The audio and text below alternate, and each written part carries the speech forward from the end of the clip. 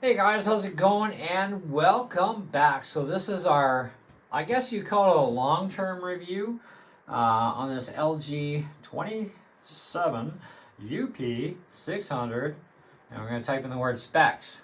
Okay. Now this should be the one we want here. Now I'm not going to go over all this stuff with you. It's an HDR 400. It's got a VESA mount on the back. It's got two HDMI's, DisplayPort.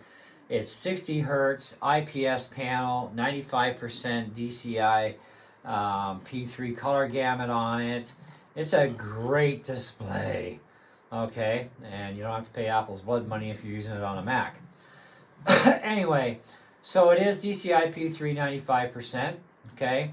400 top nits of brightness. It actually has a minimum amount too, by the way, which scrolls down to 320. Now, my current settings, and I just want to get some nice pretty picture up here. In my settings area, I actually have my brightness at 35, my contrast at 70. We'll talk about volume in a minute. Input list, of course. Your picture adjust, game adjust, color adjust. You've got all these things like FreeSync. I actually have off. I can actually turn that on to extended if I want to, or basic. It tells you what it provides, that sort of stuff. So we'll just go extended anyways. And it's going to do its thing. And it's going to flip back up here in a second. And voila. And that changes a little bit. Black stabilizer I have at 50%. Okay, color adjust, you can do all that yourself if you want to, or leave it alone. I choose to leave it alone. If you do screw it up, you can just hit picture reset, no big deal. Now, under here you've got OSD lock, OSD size, information, okay? Now, on here we have 4,852 hours on this screen, and absolutely not one hiccup at all, okay? Now, the other thing I want to show you is actually getting into the quick menu down here for picture mode. Custom, vivid, woo, punchy. HDR, wow, like what a difference, right? Reader mode, so if you're going to read text and not blow your eyeballs out of your head. Cinema mode, FPS, RTS, color weakness, sRGB, or DCI-P3. Okay, you take your pick on whatever you want to do. Anyhow, that's the quick and dirty of all that. Okay, you can read these specs yourself. Just type into Google LG27UP600 and then the word specs. Now, this screen originally came out in 2021, according to their write-up here. I bought my first one in 2022, January.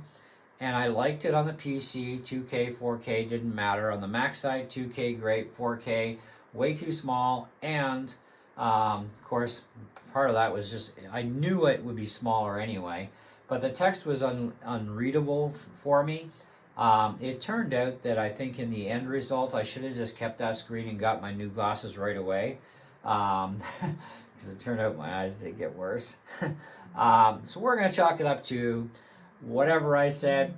Guess what? It's my glasses that I'm really, really like 99% sure if I would have had new glasses then, I wouldn't have returned that first one and would still be doing this video regardless, but as a 2-year deal. Even with that screen, there was no issues with it. Now, this is 4K. Things are small, but I can easily read all this stuff. Does not bother me whatsoever. And it's perfectly fine. So, hey, glasses do make a difference. So, you know what I mean? Now, I do have also my PC hooked into this on the HDMI port number 2. And it is set at 4K, but it's a little tiny bit better picture size. This just actually switched itself over. Boom, boom. I know exactly what happened there. That's in my display settings. It went to duplicate, so show only on number 2. And that keep changes. And of course, advanced. It says 1920 is the mode. Active signal is 4K. So in here, we need to go into here. Windows 11 does this to me from time to time. It's actually Windows that does it. So we're going to go right up to our 4K setting here. Should be kicking around here someplace. I got so many resolutions supported on this thing, it's just stupidness. Come on, we're there. Whoa, come on, slow down. 60 hertz, 4K. Okay, apply. And keep changes. Okay, and we're back. All right. So that's my computer that does that to me every blue moon. So, but this is 4K on here. Obviously, the icons are slightly bigger than what the Mac is by a little bit. Windows kind of defaults this to about 125% for the magnification. It's giving you a little tiny bit bigger, but still getting that huge real estate of 4K. And for a 27-inch display, it took me a while, but I finally got used to 27. I finally sold my 32-inch to somebody. Now that was 165 hertz, and it has a native of 2, but it also runs at 4. So at 2K, it can easily attain 165 hertz, but at 4K, it automatically sucks you down to 60 hertz. Depending, of course, on your video card is a big issue, but in this case, not so much. LG set that monitor up so that when you ran it in 4K, no matter how good your video card is, you will be stuck at 60 hertz on that 32-inch. But at 2K, you can easily attain that 165 hertz easily enough. As long as your video port can put it out, you will get your 165 hertz at 2K. Now, on the Mac Mini M1, just so you're aware, you will never see more than 144 hertz. Okay? That's just the way it works on the HDMI. On the display port, you can easily get your 165 hertz. It's kind of weird, but it's the way it worked. Okay? This screen, it's 60 hertz, and that's all there is to it. No matter what resolution you're in, it's set at 60. It's a native 4K, which is different. Okay? And it cannot go beyond 4K into the 5K level. LG did make a 5K screen, actually, for Apple specifically, because there's no such thing as a 5K display on a Windows computer, and Windows computers cannot do 5K except through a television set. Then you could go to 5 or 8K on a TV, but that's strictly for gaming purposes. It's not going to be any good for text or photography work or that sort of stuff. It's only for gaming, right, on the PCs. So that's kind of the way it works. That's life, okay? You got to kind of suck that one up and deal with it. Now, I have had a number of different people mention Amazon reviews. There is an LG review. A guy got a burnt pixel, and I'm going to just clarify that because I know you'll read that review. Even a burnt pixel right out of the box is covered under warranty, okay? LG must abide by their warranty of manufacturing defects because that is clearly a defect. Okay, even if it happened anytime within the warranty time period, it is still a defect. They are responsible by law to honor the warranty and repair it. What they are not responsible for is shipping charges. That's on you, because you did not get an extended warranty from where you bought it from, which would cover everything. Now, at Best Buy and at Staples, for example, when you buy their extended warranties, Staples would charge you more money than Best Buy for less time. I bought mine from Staples. I got it on sale for, I think I paid about $3 or $3.50 for this. It's normally $500, but it goes on sale between $3 and $3.50. But it's normally 500 Canadian for this screen. Anyhow, Best Buy, they have Geek Squad. You get a much longer warranty at less money, and either one is over-the-counter replacement. They don't bother to send it out and make you wait. They just replace it, and that's fine. And this is probably where this guy came into a problem, was he just had the standard warranty. Because even Staples told me when I bought this Logitech keyboard and whatnot, if anything happens and I don't buy the extended warranty, then, well, I'm going to have to ship it to Logitech at my expense. They will then repair or replace it and ship me a new one, okay, which is on them at that point to return it. So you're at least responsible for one way of shipping with the manufacturers. So I figured, you know what? I don't need the extended warranty. Because I think I did actually buy it on my first one. But this is the newest one that I actually bought my wife, and then we swapped because I have a PC and a Mac, and I need the dual keys, so we just traded keyboards, okay? But on mine, I think I did actually get the extended, and I've never used it, never had a problem. And the thing is still doing great for, you know, runtime and whatnot, so the battery is fine. You don't have to recharge them very often anyhow. But that is how it's dealt with. Now, Amazon, of course, if you get just a standardized warranty, after that's, you know, time period is up to deal with them, because they only give you X amount for return or replacement, right?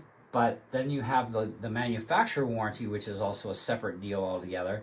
You have to ship it to the manufacturer after your Amazon time limit runs out, okay? So if Amazon sells you an extended warranty, well, that would work in a different manner, and I have no idea because I've never run into that issue, but you know, it's just one of those things. You've got to know what you're getting into from whoever you buy from. That's all there is to it. Now, I'm not saying you will not get a defective product from LG. Obviously, it does happen. It can happen. There's reports of it happening. I have personally never experienced ever one issue buying any product from LG. Okay? Not a one. Even when we bought our brand new LG 42-inch 1080p dumb TV, okay, like 20 years ago, that thing is still running like brand spanking new, perfect color, no burnt pixels, and that thing probably has about 70 or 80,000 hours on it, because yeah, that TV for many years, up until about the last 2 years, had been turned on nonstop for about 16 hours or more a day, so 7 days a week. But, you know, we stopped using it when we got the 65-inch. We threw it in our bedroom, and then we just recently turned it into a smart TV with a Roku box, so now we're using it again. But otherwise, since it's been in there, we've used it maybe here and there, little bits at a time. And that TV is still perfect, you know, but I've had many LG products over the years. I've never had an issue. Even my first LG screen, 32-inch, 144 hertz. My wife has it. I had that thing for a long time, and then I gave it to her because I upgraded to the same size but faster refresh and one port less.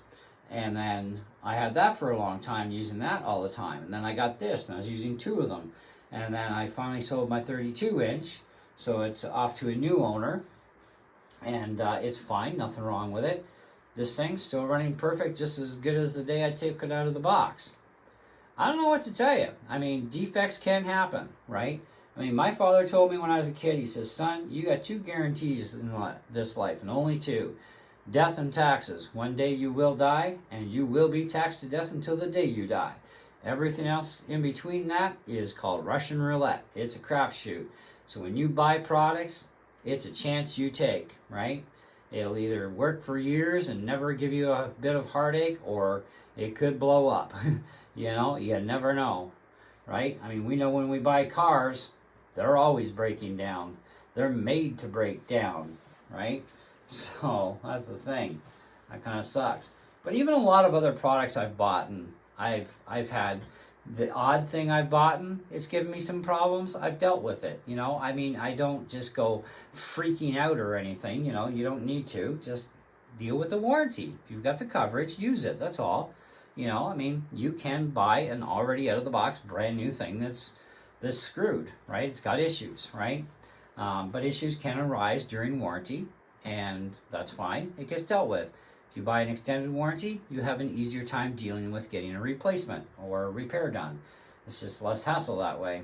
So you got to kind of decide. So our rule in this house, anything over $100, we put an extended warranty on. However, I did not do that with this. I broke my own rule, but I trust LG, and I've never had a problem with LG, and I still have had no issues whatsoever with this thing, and it's been basically 11 months of everyday use for almost 5,000 hours of use, and not one hiccup, not one problem anywhere with it. So take it how you will, but, and you know, you can be rest assured, if I have a problem with a product, I do let you guys know. And if I don't let you know, it's because, well, I'm not having any problems with it. It's fine. So, you know, but I definitely will let you guys know if I am having a problem. But I thought, you know what? I told the guy I'm going to do an update review for you guys on this one. So, because I think maybe we should for a long-term haul, because that does make a difference in short term. Long term does tell a bigger story. Meantime, thanks for watching. See you on the next one.